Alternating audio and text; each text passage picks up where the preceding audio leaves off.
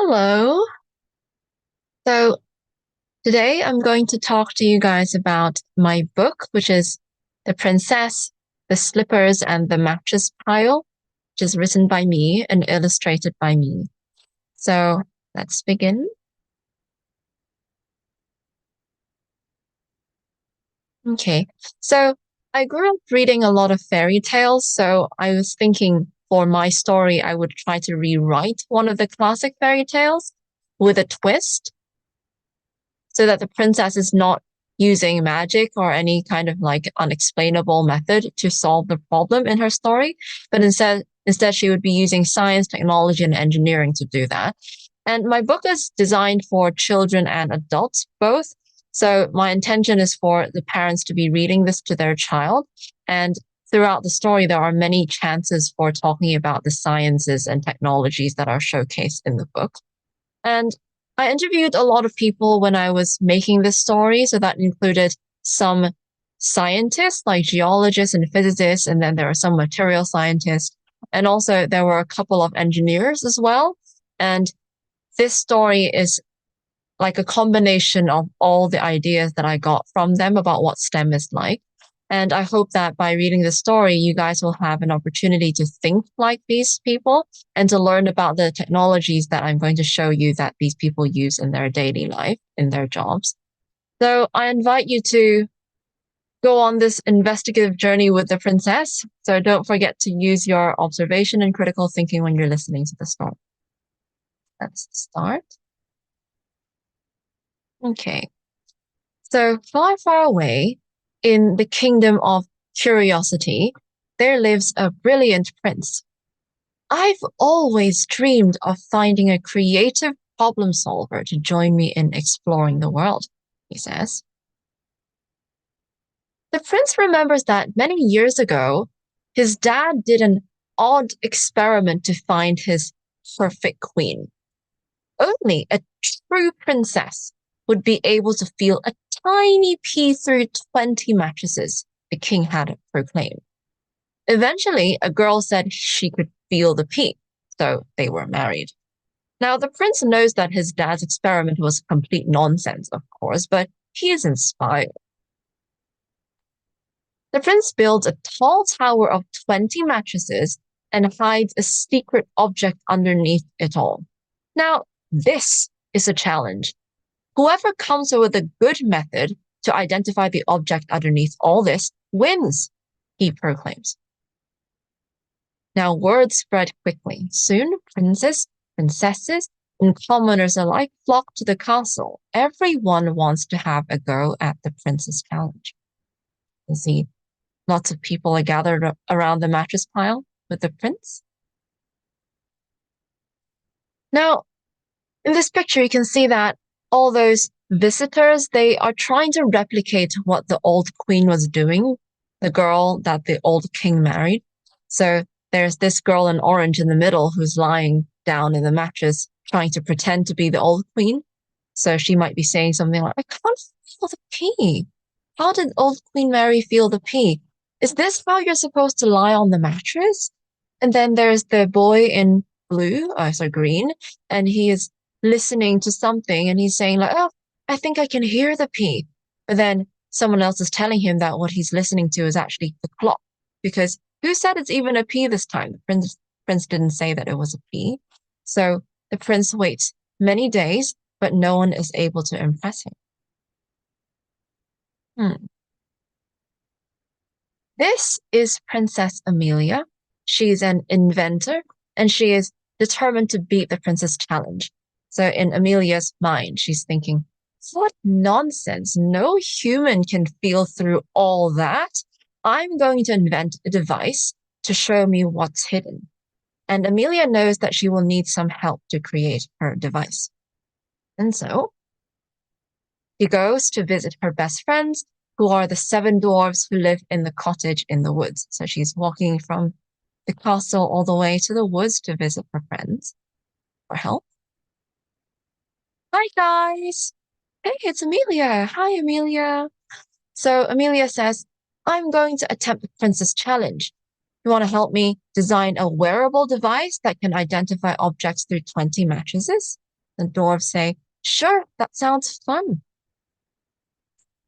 Amelia knows that she can count on her friends because they're all excellent problem solvers working all day long in the dangerous mines. So there are 7 dwarves in total: Metallo, Lumina, Sonic, Artie, Matter, Electra, and Pyro. And you can see that they each have their own thing going on. So Metallo is a detector guy, detecting for any gold maybe in the mine. And Lumina is really good at electronic devices. She's holding a laptop, maybe programming something. And then Sonic is measuring the height of the cave. So he's maybe the architect, the engineer who is always trying to measure and trying to design, say, like the shapes of everything. And then you can see Artie is making some jewelry. So she is the artist of the group, applying her knowledge, her STEM skills in her jewelry design. And then there's Matter, who is inspecting some gemstones and trying to see which ones are which. So he is the material scientist in the group and the geologist, maybe. And then there's Electra, who is the electrician, who is trying to fix the electronics panel in the cave.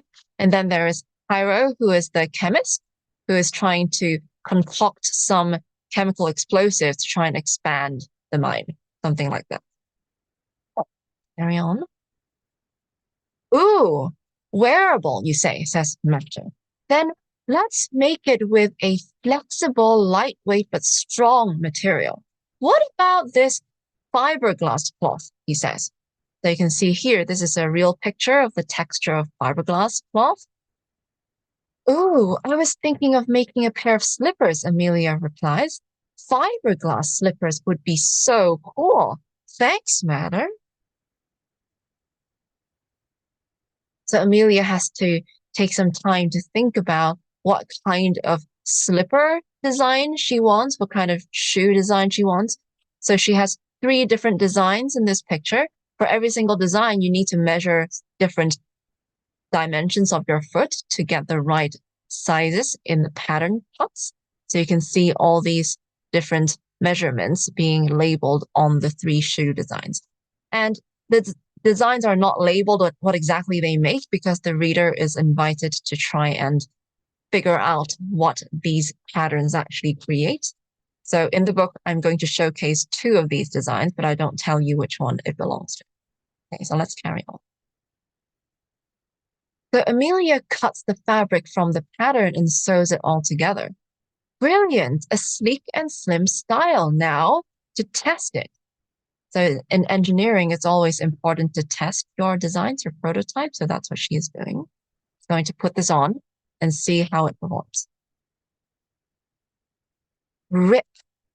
There.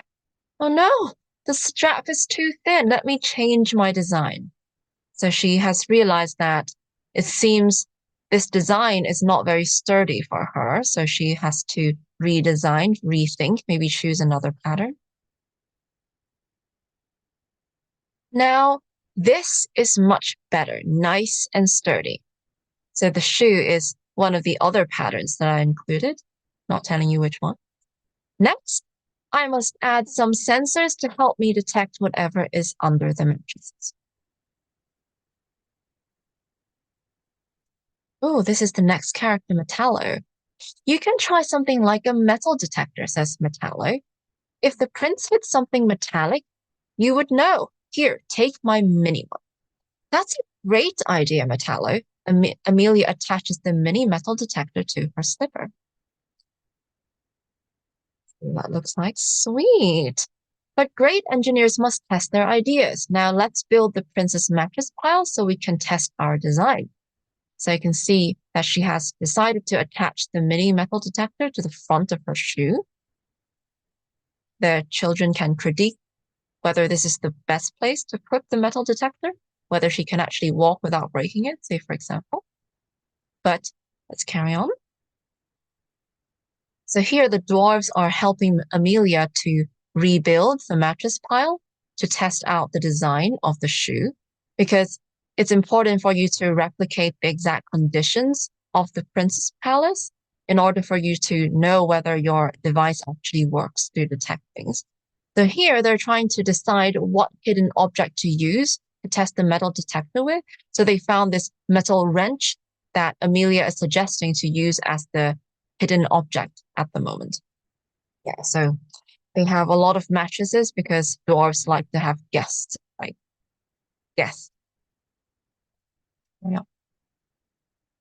So Amelia climbs to the top of the mattress pile and then she presses her foot down and nothing is detected. So she shifts around and still nothing is detected. I should go back down, she's thinking to herself. So she climbs back down the mattress pile. Let me try to get closer, she says. So she puts her metal detector right next to the spot where she knows that she hit the wrench. And so something's being detected. And Amelia is realizing that it seems I can only detect the metal from up close. So the actual reason behind this is because the metal detector works by inducing a magnetic field in the metal so that the induced field, the purple arrows, can be actually felt by the detectors inside the metal detector. So if these two things are too far apart from each other, actually the fields don't overlap. And so it's very, very difficult for you to detect the metal. So this one, I've included a picture of a magnet. Hopefully the children or the parents can explain to them that these lines are meant to show the magnetic field around the magnets, these two objects. So let's carry on. So here comes another suggestion. I know, says Sonic. Amelia, you can try my ultrasonic distance sensor. They can see here, this is a ultrasonic distance sensor with one side, the yellow, being the outgoing ultrasound pulse, and then the light blue being the incoming ultrasound pulse, and they're supposed to go in and then bounce back the other side and then be received. So Sonic is saying that he has used this in the mines to measure up to 4 meters. So he's trying to solve the problem that Amelia had earlier about the range being too short for the metal detector. So he's suggesting his detector, which has a much longer range. So let's see what happens. Thanks, Sonic, says Amelia, and she attaches this to the side of her shoe. Okay. So Amelia climbs up again to the top of the mattress pile for a test. So you can see now the yellow pulses for the outgoing pulse of ultrasound. And beep. Whoa, it's working, Amelia thinks. It's detecting something. Amelia's so excited that she jumps off the pile and she lands softly on the floor. Let's see what happens. Huh? It's detecting something again, but I'm not on the pile anymore. What's going on? What's going on? What is it detecting? What's going on? Yeah, why does it keep beeping? Amelia takes off her shoe and tries to take a closer look at it. You can see her finger seems to be doing something, right? Because the pulses are reflecting off her finger and going into the receiver. Beep! What exactly is this ultrasound sensor detecting? Let's see. I think I know what's happening, says Pyro, the chemist, the explosives guy. Sonic sensor bounces ultrasound off the surfaces of objects to measure distance. The mattress and floor are surfaces too. I don't think the beep means it's detecting a specific thing. It seems that the ultrasonic sensor is not actually detecting the wrench, but just detecting objects in general. Let's see. Oh, that makes sense. Sorry, Amelia. So Sonic is feeling quite bad that his suggestion is not making sense. But Amelia is very nice, so she knows that it's good to learn something from your friends. So she says, it's okay, we all learned something, which is cool. This is a central spirit behind STEM, where you always want to keep an open mind, receive constructive criticism from your peers, because you always get to learn something by being humble in this way, right? So Sonic says, oh, I know. Why don't you try Pyro's infrared camera? Because if the prints hit a hot object, it may be seen. Oh, you don't know what the prints hit. Maybe it's hot, it's cold, maybe it's room temperature. You don't know. Carry on. Amelia. I'm not sure my infrared camera would be able to see the wrench inside the mattress, says Pyro. But we can give it a try. So let's see what happens. So Pyro is telling Amelia that the infrared camera works by having those infrared beams traveling in straight lines from the surroundings to his camera. So in this picture, you can see that the people, or the doors, this is Electra in the bottom corner, and also, well, Lumina, Artie, Metallo, Sonic, and Matter. They are the sources of warmth in the room. So you can see that they are glowing quite brightly, as depicted in red in this picture.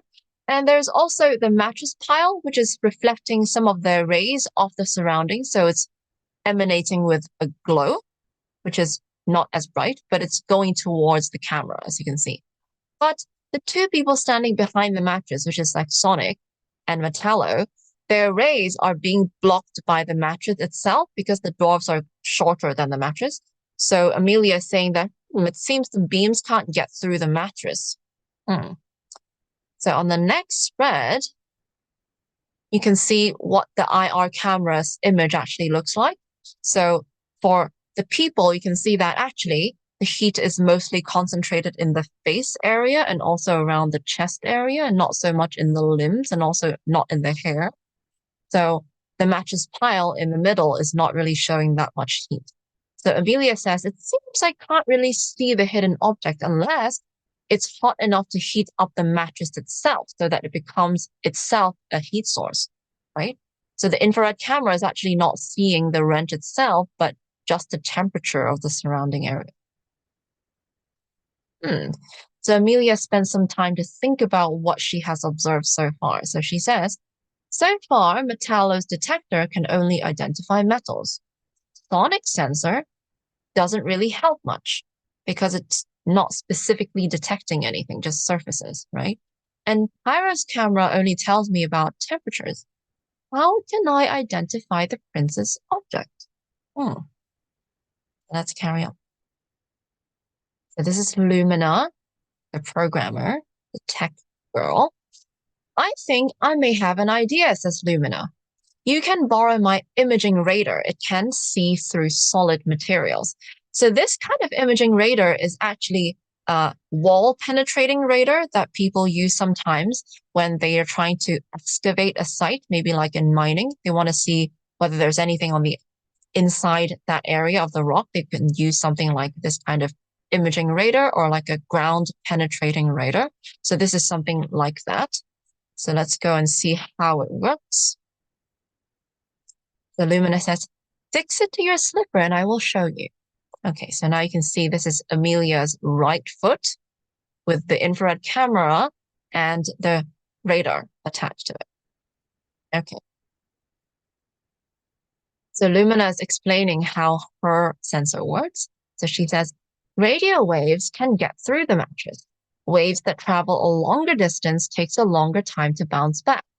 So Amelia is getting an idea from what Lumina is saying, that it's like using the waves and the timings to feel for the object's shape. So over here in the computer, you can see that, I can see the outline of the wrench. So inside the diagrams, you can see in the pink picture that this is detecting the thickness of the wrench. So the radio waves are going different distances all the way down to the bottom layer versus reflecting off the surface of the wrench. So that tells you how thick that wrench is. And then over on the left side in the yellow picture, you can see that these are the radio waves bouncing off the end of the wrench. So you can see that some of the radio waves are actually reflecting back on that 90-degree angle on the inside and going backwards. So this tells the detector that there is an angle, 90-degree angle, that is able to return the waves back to the sensor, because you can see that on the sides where this is a slanted surface, the radio waves actually bounce away and it does not return to the detector. So this is how you can feel for the general inside shape of the wrench. And then Amelia needs to walk around on the surface of the pile to see the wrench from different directions. So you can see that there's the blue picture, which shows you the detector detecting a surface that curves away from itself. So you can see that the radio waves are going in parallel towards the surface, but then both of those rays are not returning. So in this direction, the radio waves would be able to tell the detector that there is a surface that is angled away from the detector. So by processing all these different directions and all this information, the computer can synthesize the image that the wrench has the outline of the shape. Yeah. Okay, let's carry on. So Amelia should be very happy because she can see the wrench's shape, which is really good information for telling what the hidden object is. So here you can see that she is very happy about this. This is great. Now I have a bigger chance at identifying the prince's hidden object. So she begins to dance around in the room, not remembering that she's actually having a lot of wires around her legs. So she is going to trip herself.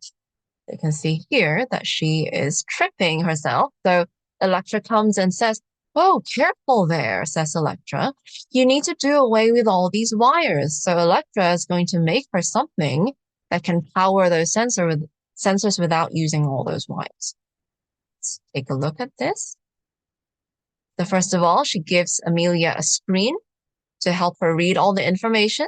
For example, like the information from the infrared camera or the information from the radio waves, the radar sensor. So Amelia says, "Thanks, Electra." Okay, so what else is Electra going to give her? Okay, so we also have some portable battery powered, rechargeable portable batteries so that Amelia does not need to be dangling with wires anymore. So Amelia says, "Thanks." But everything looks so clumsy right now. So in the upper corner here, I actually gave the battery equation for this rechargeable lithium ion cell. So this is the real chemistry in there, the lithium with cobalt oxide going in the discharge and the recharging direction. So if this is read to an older child, maybe this parent can try to explain what this is. But if it's just a younger child, then this can just be seen as decoration. Yeah. So let's go to the next page. So we meet Artie because Artie is going to help Amelia to make things look nicer. So she says, "I can help. It's important to make your projects look nice." So you can see that Artie is the one who's usually responsible for dealing with the gemstones that come out of the mine. So she might be the one who designs the jewelry that comes out of it. So she is the fashion designer, in a way, a jewelry designer. So let's go to the next page. There, batteries tucked away nicely in the heels. Sweet. But how long will these batteries last? I may need some time to do the challenge, right? So Artie has artistically included the batteries in an inconspicuous place to make the shoes elevated, literally higher heels. Yeah. So let's go to the next page. So Electra has a suggestion. She says, "I know, let's add some solar cells to help just in case, to make the batteries last longer. Maybe it can help to recharge a little bit, or maybe to just provide a bit of extra power in case." So Amelia really likes this because the placement of it looks like lace. So she thinks it's very stylish, looks like lace. But then Artie is reminding Amelia, "Is there any sunlight in that room?" Might have to check that again later. Let's go. Amelia's very happy about the design, so she's like, "Oh, they're wonderful. Thank you so much, my dear friends." So she's dancing a little bit now, but she's not going to trip again because there's no wires dangling off her anymore.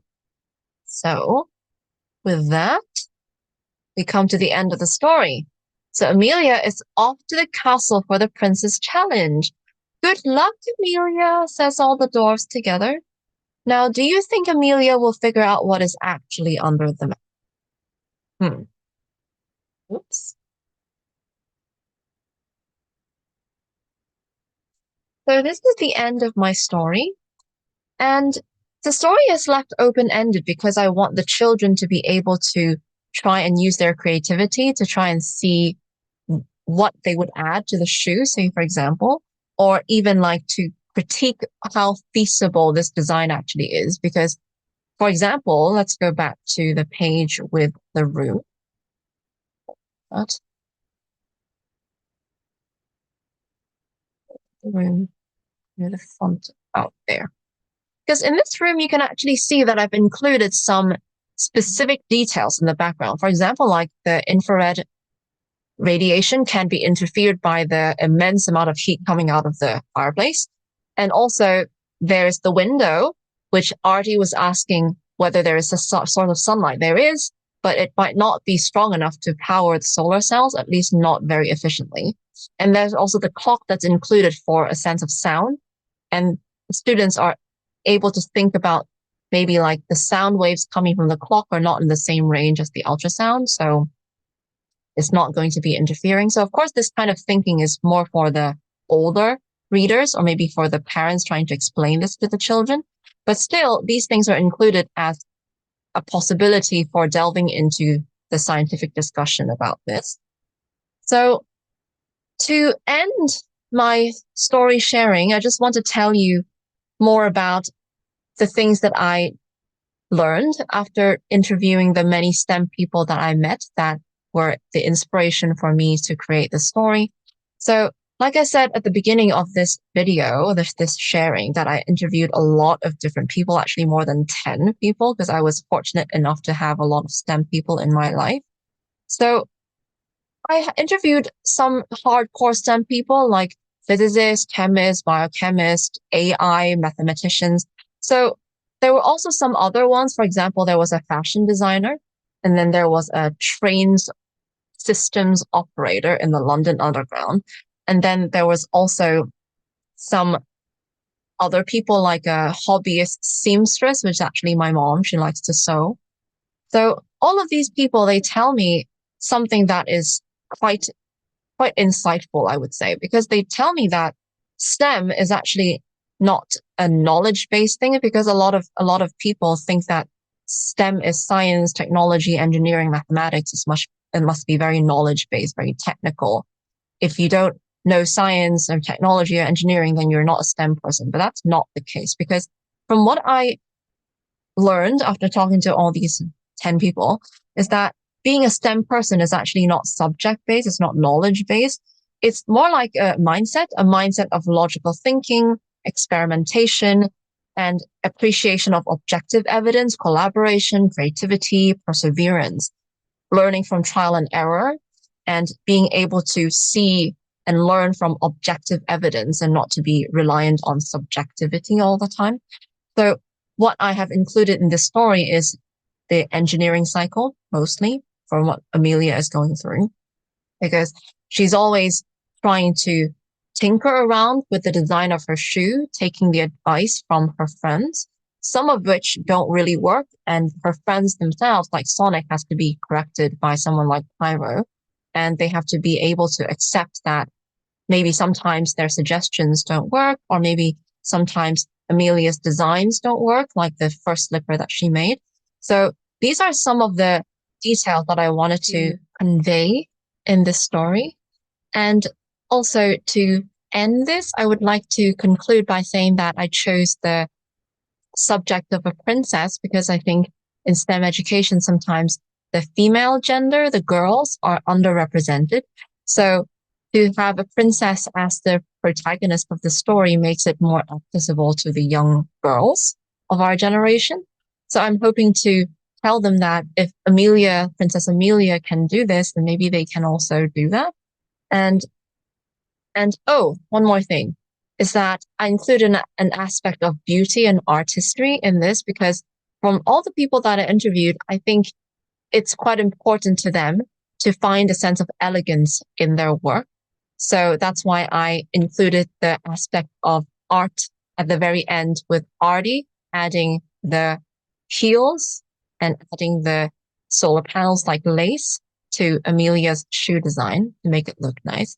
So I think this video is long enough as it is. So I hope you have all enjoyed my book and you've learned something from it. So thank you for listening.